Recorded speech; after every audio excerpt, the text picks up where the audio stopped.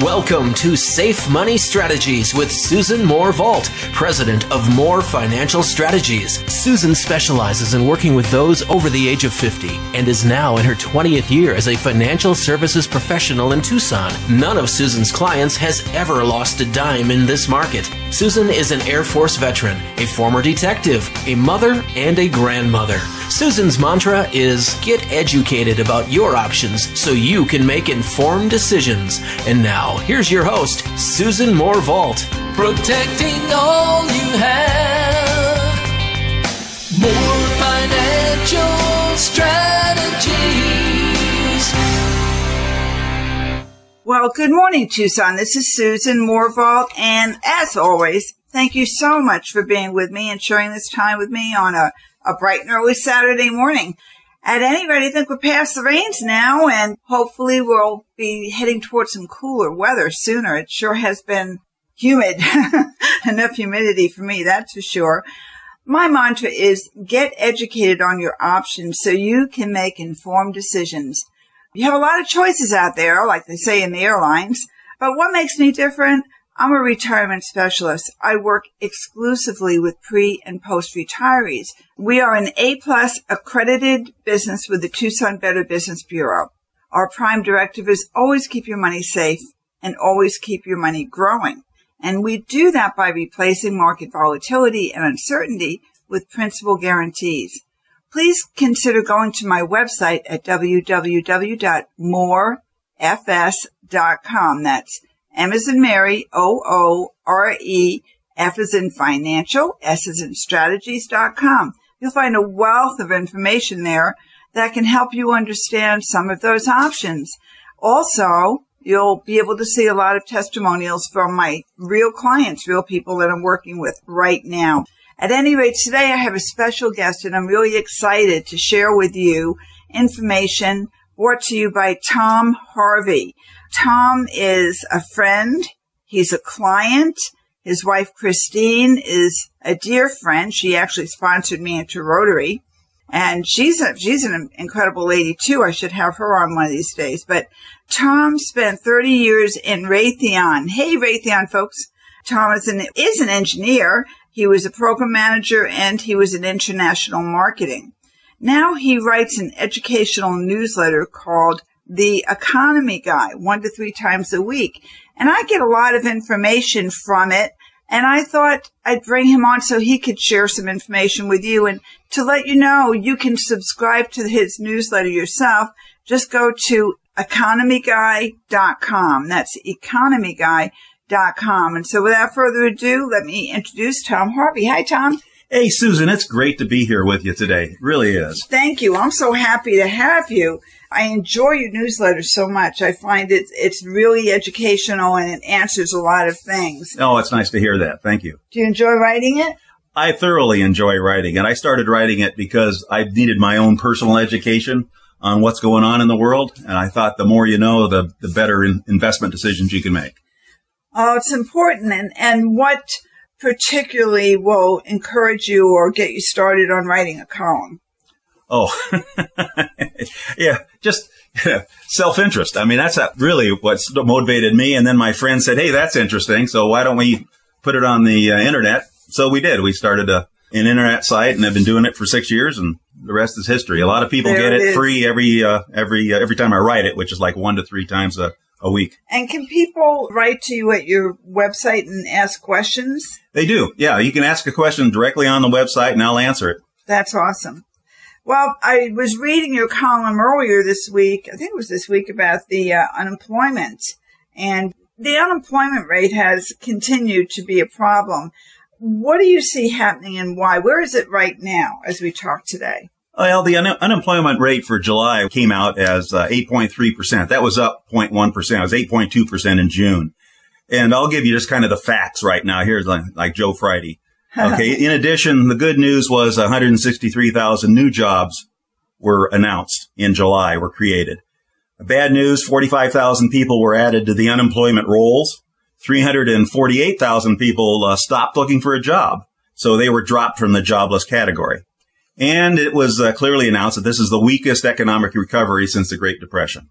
All of that are kind of the facts of the unemployment as you hear it from the press. One of the things that I don't quite understand is how they just at some point drop people off and they're no longer counted as unemployed.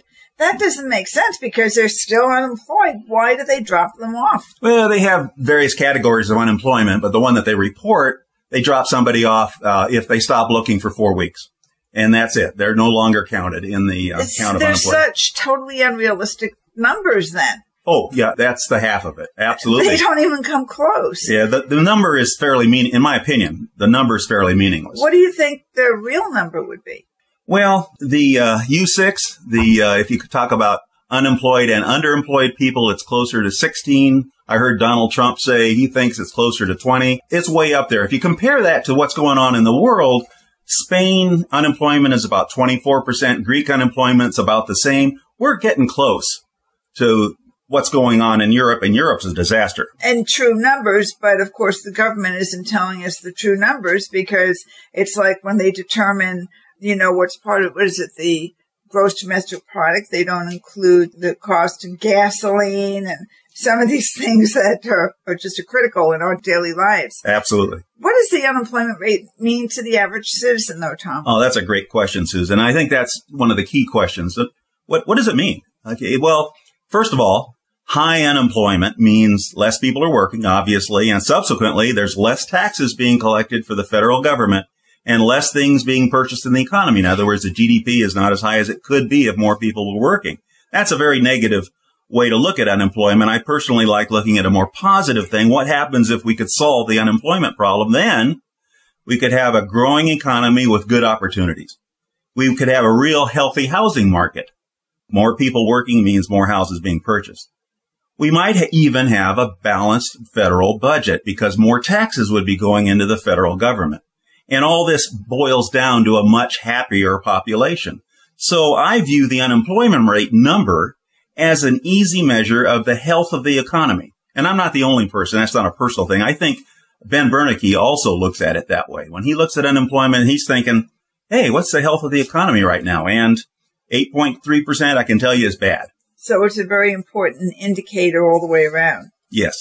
How do they actually calculate it? I mean, you said that after 4 weeks, somebody drops off, but how do they actually calculate the unemployment rate? This is funny, and a lot of people don't really understand that. I mean, 163,000 new jobs. That's what is announced. And so, but the government does not go around and ask everybody how many new jobs did you create. Does that mean like part-time jobs and full-time jobs? It's part and full-time. Jeez. and they don't count all the jobs. What they do is a phone survey.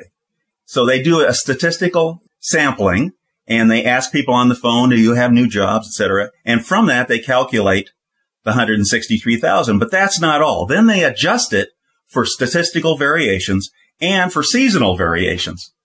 It's really frightening. So the number becomes fairly meaningless at that point. My goodness, Tom, we really ran over on this segment. Folks, don't go away. We'll be back right away with more Tom Harvey.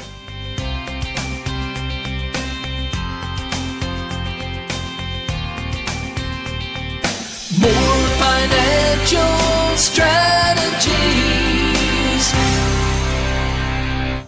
Have you had enough of the market gyrations yet? Is a double dip recession here or near? Hi, it's Glenn Beck, and I want to tell you about Susan Moore Vault at Moore Financial Strategies. If you're over 50 and you're concerned about your nest egg, you need to see Susan. She's been serving Tucson now for about 20 years, and she's never lost one dime of her clients' money. Excuse me? True. For IRA and 401k rollovers, Susan can eliminate your risk and ensure that your money is safe no matter what the market does. She can show you how to guarantee the safety and growth of your money for the rest of your life. Do your own homework with Susan and carefully decide how to manage your money. Do you want to bet on the market, or could your portfolio use some diversification to ensure some stable income no matter what happens on Wall Street? Talk to a true retirement specialist. The only one in Tucson that I've agreed to endorse is Susan Moore Vault. Call Susan now at 296-4464. That's 296-4464. Thanks for listening to Safe Money Strategies with Susan Moore Vault.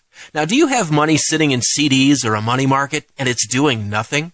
You can put it to work while still having access to 100% of your funds. And you can increase your income by $3,000 to $6,000 a month if you should need long-term care assistance while making no financial commitment. For a free report, call 520-296-4464. Now, you must be in average to good health to qualify. For this free report, call 520-296-4464. That's 520-296-4464. Call Susan Moore Vault today. More financial strategies.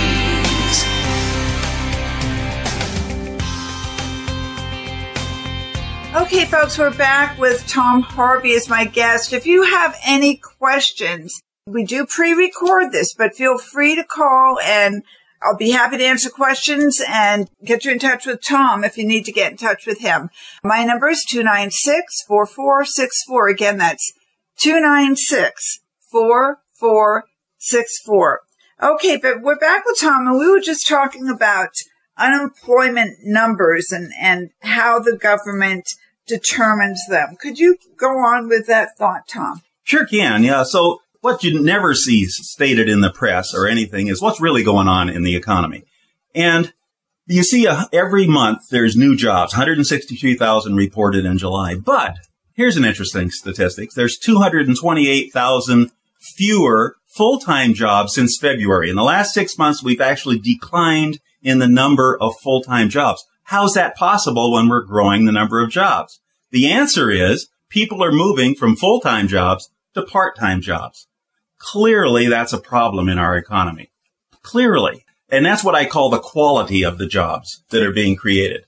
Exactly. You don't hear the government talking about that. I mean, they just seem to understate what's really happening and the implications of that. And when you look further into the statistics, you find out there are more part-time jobs being created than full-time jobs across the board every month. Don't you think right now part of it has to do with Tom? I know a lot of small business people like myself are really afraid to make any big moves right now because we don't know what's going to happen. We don't know what's going to happen with taxes. It's a scary place for us right now. What do you think? Do you see that would be affecting the numbers too? It affects the numbers in the sense that the job creators, especially small businesses, are afraid to create that new job. They don't know what their future costs, especially in 2013, are going to be. So they're afraid to hire that additional person. And yeah, absolutely, that keeps the employment picture suppressed. Looking at that fiscal cliff. Well, we'll get to that, but go ahead with your thought. I'm sorry. That's okay. Jumped in there. Well, statistical adjustment. Remember I talked about statistical adjustments and seasonal adjustments. Can you guess at how big of the 163,000 jobs it was end result was, how big the adjustment is? It's 3 times that number. I mean, you would think an adjustment's a little bit adjustment, 10% or something. It isn't. 3 times that number. That tells me that the number's meaningless. Absolutely. What do we believe? Do we just take their numbers and double them in our head? No, I think what I do is because it's meaningless, because I personally believe that, I just use it, like I said, I believe it's a measure of the health of the economy. And that's the way to look at it. The higher this number gets, the unhealthier this economy is. I think people get confused, though, because they hear Obama out there talking about all these hundreds of thousands of new jobs he's created, but yet the unemployment's going up. Is he talking about what you said before, that there are these new part-time jobs being created, or what do you think he's talking about? Politicians are politicians, and they're going to take credit for anything they can take credit for. So a part-time job is a job, and therefore he'll take credit for it, and that's fine. We need good, solid jobs in the United States. That's what needs to be created, and that's where we are. Clearly, what we're talking about, the unemployment rate, is one of the key issues in the upcoming election. It certainly is, because there are too many people that just are worried. They don't know what's going to go on. Is there anything else you want to touch on with unemployment before we change subjects? No, go ahead and change. That's great. Okay. I'm fascinated, and I've been reading an awful lot about what's going on in Europe. And I've had people say to me, well, who cares? And I would really like you to address that. Why should Americans care about what's going on in Europe? What aspects of the European banking crisis over there can transfer over here, if any? That's a great question. A lot of people are confused.